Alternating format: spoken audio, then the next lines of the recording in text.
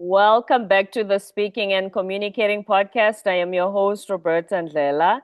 If you are looking to improve your communication skills, both professionally and personally, this is the podcast you should be tuning into. Communication and soft skills are crucial for your career growth and leadership development.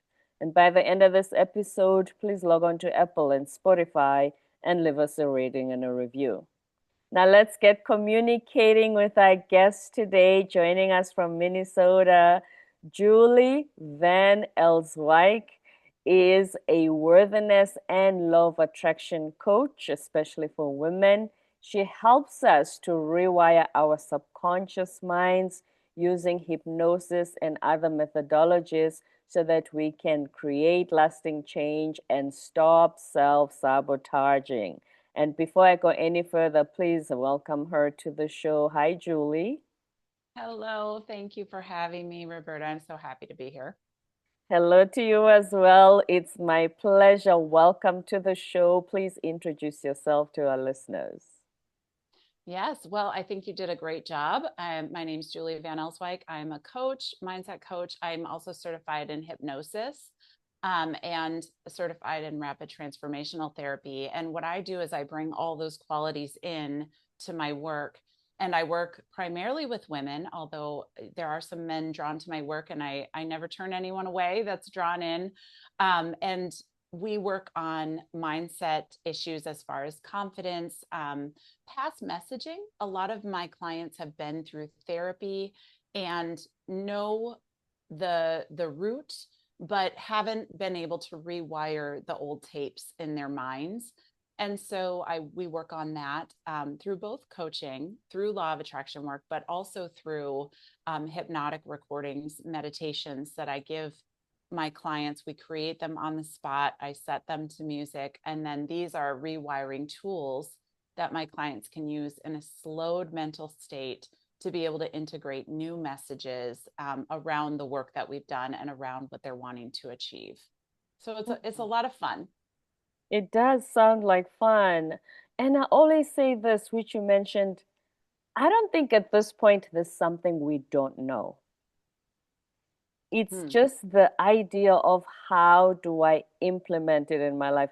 Like we've heard so much of it, but we still don't change. We still have the old Right. patterns.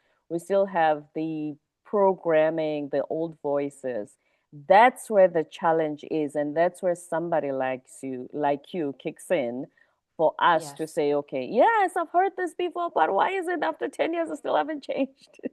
Right, absolutely. And it's habits of thought. And habits of thought are difficult to break without some intention. And so a lot of what I am is a compassionate support and a accountability to give the roadmap to changing these habits of thought and then walk with my clients through it so that they have someone there keeping them accountable to doing the work. And the clients that I have that have amazing results are the clients that really want to change. They want to change these habits of thought and they're willing to listen to the recording every day, to check in with me, to take this work seriously. And then they do change. They do raise their confidence. They do attract that job that they want. They do, find solutions that they may have been blocking before. And it's so much fun to see someone come into their light and into their worthiness to be able to shine in the world. Because I think if we all have that sense of self-love and worthiness, and we cultivate that inside us, it's going to change the world. It's going to change how we parent. It's going to change how we respond to our spouses or partners. It's going to change how we show up in our jobs with more authority. So it's important work. And you're right. The knowledge is out there. It's a matter of rewiring the habit. Yes, and when your clients do take the time to implement those strategies and tools that you give them, do any of them ever say, Julie, I'd love to, but I just don't see how I can fit this into my schedule. I'm very busy. Because a lot of us are busy, or a lot of us have Yes. so much to do that we think that 10, 15 minutes, half hour, how am I going to fit that in? Right, right. So there's a couple different camps that my clients land in. There are some clients that they think exactly that. They don't have the time. And they continue to meet with me on maybe a weekly basis because they feel better during the session and they feel better after the session. And that's enough for them. And that's okay. That's their choice. But my real template, and the template I encourage my clients to go through, is really only about 6, maybe 8 sessions. And that is, hey, if you jump in and give this attention, like a child, or like emotions need attention. If you give this attention, these 6 or 8 weeks of 1 hour a week, plus doing the work on the daily basis, will change your life forever. It can change everything, how you show up in the world. So I do try to gauge what my clients want to achieve and how serious they are about achieving it. Because true change doesn't really take more than a few minutes a day, but you have to show up for that few minutes a day. You certainly have to show up. And what about meditations? Because I know that one of the biggest challenges is I can't stop thinking. I hear the tape, I, Yes. I hear these affirmations, but my mind is always racing. It's always racing. Yes. Yes. And meditation is a practice. So a lot of times, if I have a fairly anxious client that comes to meet with me and the racing mind, which, we can have just habitually outside of anxiety as well, that takes a little bit of undoing. As far as, we might make a short 8-minute recording first, just focusing on practicing letting go. And I have some strategies for that. Watching the past hook to you like threads, and watching thoughts of the future hook to you like threads, and watching them sever from your body, and allowing yourself to float in the present moment. And it does take practice. It absolutely takes practice. It takes breathing to be able to slow down the whole body. And it does take maybe anywhere from a week to 4 or 5 weeks for clients to really be able to get comfortable with that feeling of letting go. Someone with a past history of abuse, for instance, might feel unsafe if they're not on guard, if their mind isn't always racing. And so we have to train the mind that it's safe to slow down. When that does happen, so many different positive effects take place. There's been studies that our actual telomeres, which is the covering on the end of our chromosomes that protects our genetic material, and that also is indicative of our aging process, that our telomeres will actually lengthen, protecting more and reversing our genetic aging when we can enter into this feeling of letting go. And I believe that study that showed that, I read that in Dr. Elizabeth Blackburn's book on telomeres. She won a Nobel Prize, but that was about 13 minutes a day. And the results were shown after 5 or 6 weeks. I might have those numbers a little off, but it's somewhere right around there. To actually change our makeup, to change our chromosomes through this feeling of actually being able to relax the mind. So it's important work. There's a huge release of over 1,000 chemicals that are anti-inflammatory, that help rebuild and repair, that are anti-cancer. That happens when we can do that letting go and meditative type work. So it is a practice, but I do have a formula that tends to work for those that it does work for those that are willing to put in the time. And I think 13 minutes is doable. Yes. When I make meditations for my clients, it's really in that 13 to 16 minutes window. That's all it takes to change the entire chemistry of our body. It's quite Mm. amazing. How did you get started on this work? Yeah. I was a biology major in college and have always loved, I took enough psychology courses to declare a minor, although I never did. And I've always loved the way the body and mind work. I went on a different pathway career wise at first, but my oldest child was diagnosed with leukemia when he was 4. And those are the moments in life that stop everything, and where we reevaluate. And you were talking about not having time. I mean, there's things that come up where we don't have a choice. We just have to stop and be where we are. And that was one of those moments for me. And it gave me the reflection, the ability to reflect, to stop and reflect and say, what's important here, for his healing, for his journey forward. And I went through diet. I went through all the different avenues of health. But what it kept coming back to really through my research is mindset. That mindset is such a foundational aspect of our mental health, and therefore our ability to heal. I had this ability when my son was sick, because he was 4 and he went through chemo until he was about 7.5, to paint the canvas, because he was that young, in whatever light we chose. I could present this to him in any different light. And I wanted to be able to present it in a light of power, empowerment, healing, the strength of his body. We talked about the drug, the chemo that went into his port, as magical rainforest medicine, because it was derived from rainforest, a plant in the rainforest, and called vincristine. And those moments, I mean, he went into remission faster than they'd ever seen at our institution. I believe those moments made such an impactful difference, and it made me want to learn more about it. Also, he received a misdiagnosis when he was first diagnosed that was fatal.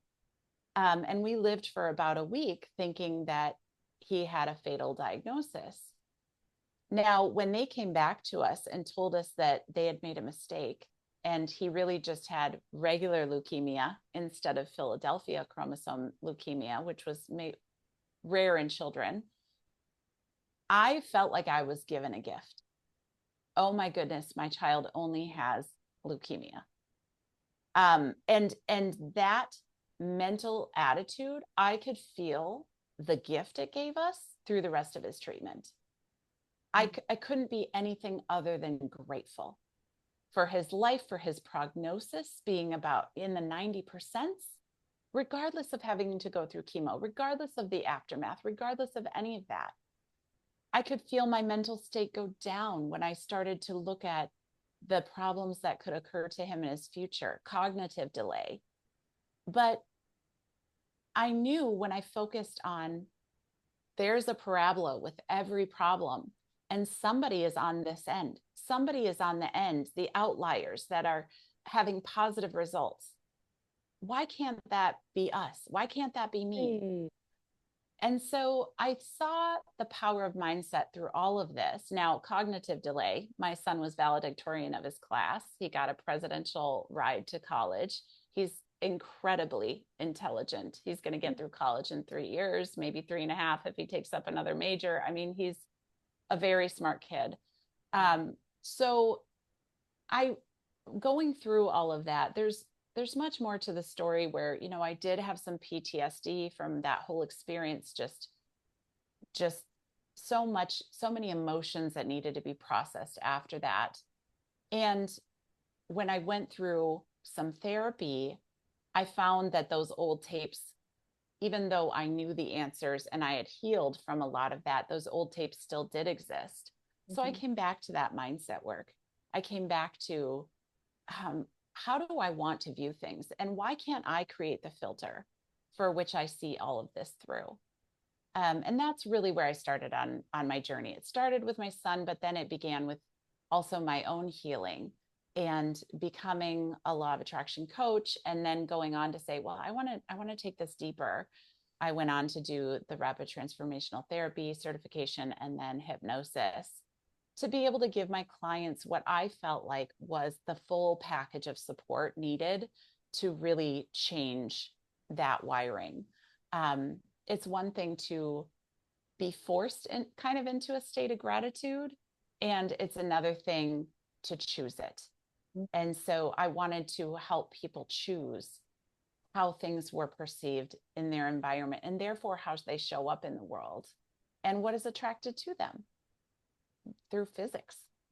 So that's really how I got started. It is amazing. First of all, congratulations to your son.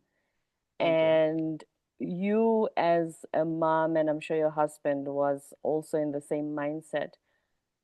I think most of what happened when he was going through chemo was the guidance and your mindset guiding Mm, him to also not be in a state of despair. Because I've never had chemo, but I'm sure it's physically painful.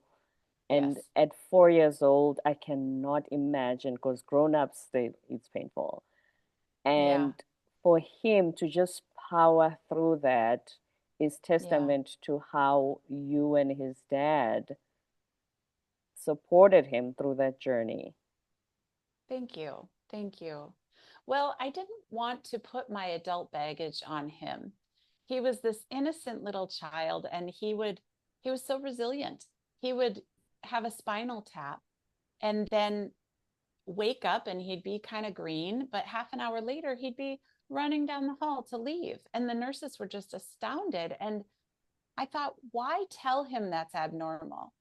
Why even give him the idea that that isn't the way his body works? So I never indulged in the victim story. He would wake up and I'd hear him go to the bathroom and throw up, and then he'd get dressed and say, I'm ready for school, and never even mentioned to me that he threw up. Now I could have gone in and he could have heard me talking on the phone to my friends about how miserable it is, or how he's throwing up every morning, or how, um, and he would have been given an idea that he's weak, that he's somehow should be feeling sorry for himself in this moment. But the idea he had instead was, I have the kind of sick that lasts a little longer. That's what I told him. There's different kinds of sick. You know, some people get the flu and you're done in a week or you're done in 3 days. You have one that lasts a little longer, but that's okay. We'll get through it. Mm. We're going to do all the things we need to do to get through it. And so he just thought, oh, it's part of my sick, lasts a little longer. I'm ready to go to school. Just like some people, he'd go and get chemotherapy and see people after children, after bone marrow transplant. They're totally bloated out. They're in their wheelchairs, you know, and he thought, gosh, everybody has something. I mean, we taught him that, you know, it's, mom had a spinal fusion when I was 17. I can't bend my back. That's okay. I live my life in a different way. You know, on Adrian, California, can't hear out of her left ear because she had a brain tumor there and had it removed. That's okay. We all have our thing. You have this longer sick and you'll get over it, and it's okay. And so I didn't ever want to taint that beautiful innocence and empowerment that he naturally had as a toddler. And that I think it was out of protection for him. But also the wiring of his psyche is different had you also brought in a different mindset, the opposite. True, Mm. true, true. There was another child in our community that was diagnosed with leukemia around the same time, and we would go to benefits at their home, and I would watch the father, and this is nothing against his family.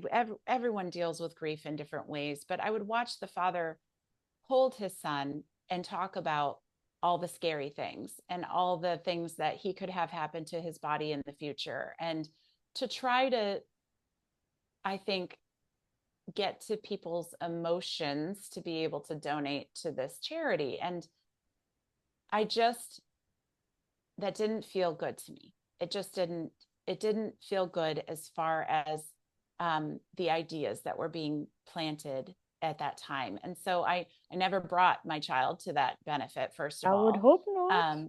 Yes. And we started donating and stopped going to the event itself. But I really do think that for all of us, we can look back at our childhood and see how things were wired in different ways, intentionally or not. And I think I was very aware at that time that this is a potential wiring. So let's try to do it right. Hmm. And you certainly did. And now the gratitude part, which you mentioned, did it even physically feel different for you when you were Yes, grateful that it wasn't the first diagnosis, and did it, because they say sometimes even your body feels different when you are grateful. absolutely. Absolutely. When I walk through things with my clients as well, we will climb up what I call the emotional scale, going from like a lower vibration, and we'll work through the emotions and climb up into a place that feels better. And almost immediately, their bodies and physical ailments feel better. When our body is bathed in a lighter energy, it feels better. And we can think about that, if you go and you are lit up by something, you're having a conversation that feels really good, you're not aware of your aching knee in that moment, or of, even if you have a slight headache, it's just less present in that moment.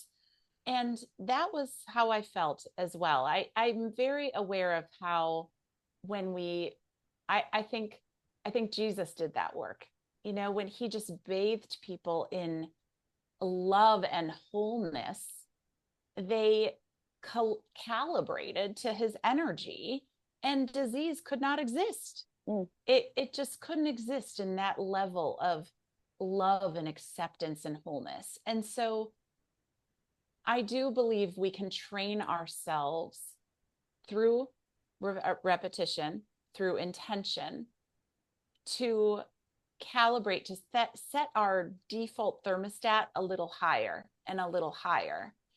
And yes, that time, going through that time of waking up and just feeling so grateful to be alive, so grateful to be my son's mother, so grateful that he was alive, that I had another day with him, that he had this life waiting for him ahead, and his prognosis was good.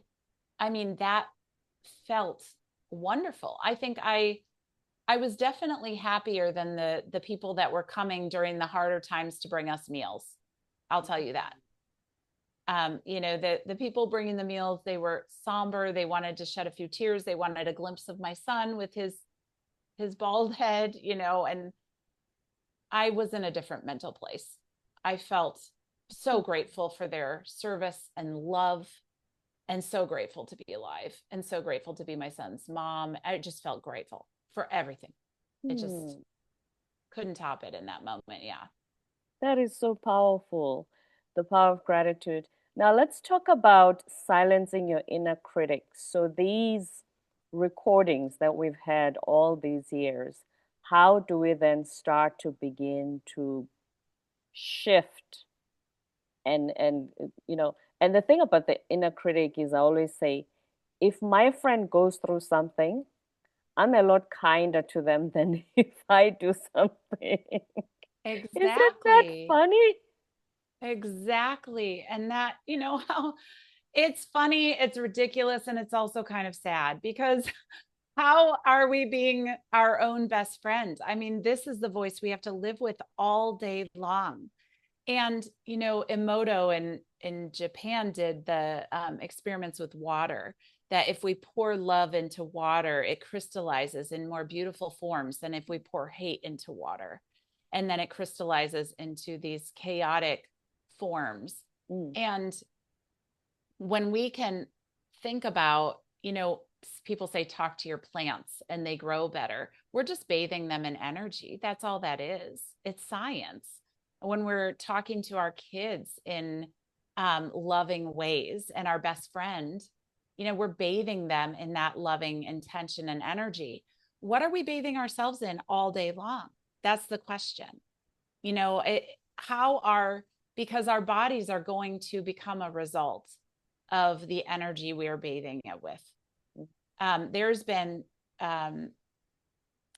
studies where they've taken electromagnetic imaging back in the 60s, I believe, of uteruses. And all the women who had uterine cancer had the same path, the same electromagnetic footprint pattern around their uterus. But what was interesting is that the healthy uteruses were more coherent energy. It looked more uniform. It looked more organized. Now, what they found was there were a few women who had the disorganized pattern and a healthy uterus. But when they followed those women, those were the women who ended up getting uterine cancer. So the conclusion there was that the energetic pattern around the organ preceded the condition. So what I take from that is that we are bathing ourselves in an energy, and that is going to precede the condition that our body goes into. Now, are some things maybe predestined in a way, or whatever you want to call it? Yes, maybe so. But I think there's a way to bathe ourselves in coherent energy and come out with a better result. So yes, this inner critic, it is more important than just our daily happiness. It's quality of life. It's quality of our body. I have a free little guide on my website, actually, at julievcoaching.com, that is a Release the Inner Critic workbook. And it just goes gently through the steps and invites some journaling prompts through the steps of the first steps in releasing that inner critic. And it starts with awareness. It starts with, what am I telling myself? How do we bring awareness to that? Well, think about the times that you don't feel good. Let's say you went to a gathering, you come home and you just feel icky about it. Okay, what are you telling yourself in that moment? If you could put it into a sentence, because a lot of times it's emotions, it's little fragments. We don't think in full sentences always. So if you could put it into a full sentence, what are you telling yourself in that moment? Oh, I felt intimidated by XYZ at this gathering. Okay, why? What was there? Well, I don't feel like I measured up. I don't feel good enough. Okay, well, there you're getting the awareness to the message. And then we understand the intent of that message. Now, this is the tricky part. Our mind is not our enemy. There is a reason that we talk to ourselves the way we do. We might be disciplining ourselves with a switch, thinking that this is somehow going to whip us into shape. Well, next time I'll show up better. Next time I'll play small. I won't try to gather attention. What is it trying to do? It's trying primarily, usually, to do one of a few things. One is protect you. You know, don't become the center of attention, because then you might be embarrassed. Well, that probably goes back to an old story. So just understanding the intention of some of the messages we have is so powerful in bringing them into the light and making friends with yourself. Then you can say, what's the fear behind that? And soothe it. You be your own compassionate friend in that moment. And, you know, this guide is a start to be able to, again, it's a free download, but to be able to guide you through, how do I soothe that fear inside me? What can I say if I'm writing a letter to myself as my own best friend to help? Thank you so much for trying to protect me. Thank you so much for trying to keep me safe. And that did keep me safe as a child. And I did cope in that way. And that was helpful at times. It was helpful to play small with a angry parent in the house. But now I'm the adult. And now I don't want to play small anymore, and it's not helping anymore. And so to be able to soothe that fear and redefine that inner voice when you come to kind of an agreement inside you, this isn't helping. Let's be a team. Let's be a team. This is how I want you to encourage me. Talking to your inside voice as if it's a friend. This is how it would be helpful for you to encourage me. Next time, let me know there's no danger here. I'm okay. I'm strong. I'm safe to shine. And then you can come up with reflecting and affirming it through affirmations, even walking through a visualization. So there's some techniques that I use, and a lot of them are laid out in this little free workbook at julievcoaching.com. But we walk through that in my sessions with people too, in a slower, more kind of in-depth way, to be able to, the foundation, I think, of our quality of life, physically and mentally, is to be able to redefine this inner voice and love ourselves, be a good friend to ourselves. That is the path to self-love. Absolutely. Yeah. Mm. And Because it's I think, important. sorry, go ahead. It's the voice we live with all day. That's right. Yes. And you were talking about letting go when we started. That letting go of all that messaging that's accumulated for however many years will then make space for the new, better light Yes. energy, better messaging, being a compassionate friend towards yourself. Yes. Yes, absolutely. It makes the space. It's like dumping out the file cabinet so you can put in new information. A lot of times in my sessions with the clients where it feels appropriate, we'll do visualizations around seeing where that messaging came from. Maybe it's a parent, maybe it's a circumstance. And in a hypnotic state, we can allow our subconscious mind to bring something forward that's a representative of where that came from, a situation. And oftentimes we'll look at it and define it, see it for what it is, and be able to cut the cord with that situation's power on our life anymore. There was a philosopher that said, the child is the parent to the man. I believe that was the quote. And what it means is that we as adults are still being sort of driven sometimes by our inner child and by Yes. the beliefs we were given as children. And when we look at it and say, gosh, I'm an adult, I can do what I want, I can redefine my life in any way that I want. I don't have to live by these chains around my ankles anymore. I can redefine it. And that's some of the work that we do, with my clients one on one. And a lot of these visualizations, to engage emotions is very important. So a Hmm. lot of these visualizations are simply to get past the critical mind through a slowed state where wiring can happen more efficiently. Children are in that slower state of mind, the alpha wavelengths and in their brains. And that's why they can learn music so quickly or languages so quickly. And so when we slow our minds, we get into that alpha state of brain, and we can integrate information more quickly. It bypasses the critical mind. And then engaging the emotions to be able to, cut the cords with certain situations, to be able to have our say, speak our truth into that situation, and redefine it, and then sever it from our current existence, the power it has over us. Keep the respect for it, keep the awareness, but sever the power and be able to integrate that new information. And those are powerful moments, to involve our emotions and really be able to straighten our course as adults. We were raised by faulty humans. We've got a mind that's trying to protect us in very immature ways when we're young.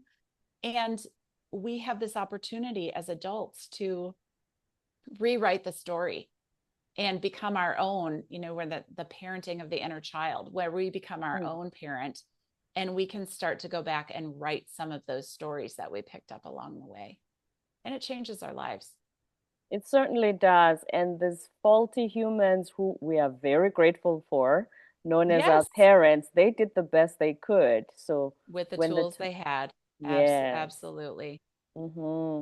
Any Absolutely. last words of wisdom for our listeners who also want to start this journey, especially because you spoke about how when the mind is slow, is it best to do these exercises when you just woken up or when you're going to bed? When is our brain the slowest so that we can absorb all this into our systems? Yeah. Well, a lot of our cortisol kicks in right when we wake up. And a lot of people find that there is a drowsy period that is great for doing meditation, for doing that self love work, for talking to yourself as your own best friend as you wake up to start the tone of your day. I would say do it right away, because otherwise that cortisol is going to go up and you're going to be off to the races in that beta brain that just says, what do I have to do? What do I have to do? Right before bed is a very natural slowing, and it's a wonderful energy to put yourself to sleep in. Continues to integrate into the night. What I also find is follow your own body's rhythms. To go and try to do a meditation, let's say in the middle, you've got done with one busy meeting at work and you have another one coming up, and your mind is firing, firing, firing. And to try to do a meditation at that point might be harder and more difficult, less fruitful, because it's more difficult to enter into that letting go until you're practiced at it. Mm-hmm. However, if there's a time that you naturally come down during the day, for me, it's late afternoon. I am going all morning, and I have lunch and I do a little more work, and then I just come down. And when I come down and I just need a little rest, I'm like, perfect. I'll do a meditation and then I can just slip in. And it's so easy. So I would say pay attention to your own body's rhythms, your own mind's rhythms. When there's times where you're just need replenishment and you're feeling slow anyway, that's a beautiful time to just let your brain drop into that surrender. If you're not going to work with a coach like me, if you're not going to, go download the workbook, one tip I would say is just simply try to slip into or practice the feeling of meditation for even 1 to 3 minutes to start. And the tip I would give is that it's not about trying. It is absolutely about giving up. It's about surrender. There was a scientist on the East Coast, I think he was at Princeton, who was trying to prove that we could put our brain into those alpha wavelengths. And he was singing hymns while monitoring his own brain. He was singing hymns, he was reading poetry, he was doing meditation, trying to put his brain into alpha, and was having a hard time. And it was after a couple weeks that he finally said, oh, I give up. I just give up. And he took a deep breath and surrendered, and his brain immediately went into alpha. So that is the key. It's that surrender. It's that giving up into now. Feel the past drift away, feel the future drift away, and just give up into this present moment and be. And that in and of itself will do wonders for creating space between your thoughts, to be able to see how you're talking to yourself, to be able to evaluate, oh, I'm irritated, interesting, and get curious about that before you just let it flow into your actions. This is the starting place of really doing this mental work, is just learning to slow down a little bit, to create that space between your thoughts and your reactions. Slow down and surrender. Words of wisdom from Julie van Elswyk from Minnesota, who is a law of attraction and worthiness coach. Thank you so much, Julie. And most importantly, thank you for sharing your story. We really appreciate it. Oh, thank you so much for having me. This has been a pleasure. My absolute one as well. Before you go, please repeat for us where we can find the free workbook. Thank you very much for that as well. The website, julievcoaching.com. That's right, julievcoaching.com. And the Release Your Inner Critic workbook is a free download. We are so thankful for that. Thank you, Julie. Thank you for having me. My absolute pleasure. Don't forget to subscribe, leave a rating and a review on Apple and Spotify, and stay tuned for more episodes to come.